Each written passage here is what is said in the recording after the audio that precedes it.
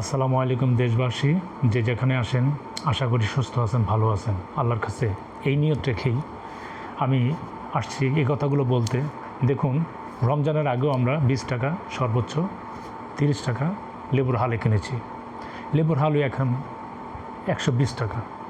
এটা কি? এটা কি শুধুই মগের মূল্য নাকি আরও অন্য কোনো মূল্য? রোজাদার মানুষকে যারা কষ্ট দেয় তারা কি কোনো মানুষের মধ্যে পড়ে? আপনি সারা বছর ব্যবসা করছেন, এই রোজার মাসে আপনার ব্যবসা না করলে কী এমন আসা যাবে?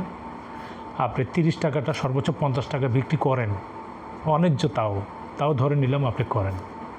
আপনি এমন ব্যবসা নিয়েছেন, রোজাদারদেরকে আপনি কষ্ট দিচ্ছেন।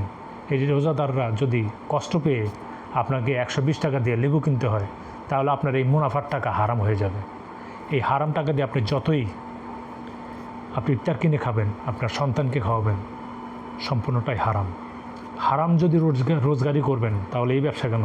চুরি বাটপারি করেন আপনারা। ছি, অবাক হয়ে যাই।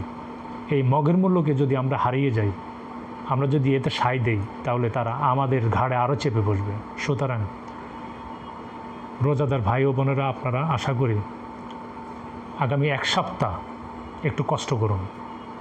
এই 1 সপ্তাহ আপনারা লেবুর কাছেও যাবেন না, দামটা পর্যন্ত জিজ্ঞেস করবেন না প্লিজ। আগামী 1 সপ্তাহের মধ্যে যদি লেবুর দাম 50%-এর নিচে না নেমে আসে, তাহলে আপনারা আমাকে কমেন্ট করবেন। 1 সপ্তাহ আপনারা লেবু খাবেন না। জানি কিছু লোকে খাবে, তাতে কোনো কাজে আসবে না। সিন্ডিকেট বাহিনী একদম ভেঙে চড়ে গুড়মার হয়ে যাবে। আশা করি আমার এই অনুরোধটা আপনারা রাখবেন। আসসালামু আলাইকুম রহমতুল্লাহ বারাকাতুহু।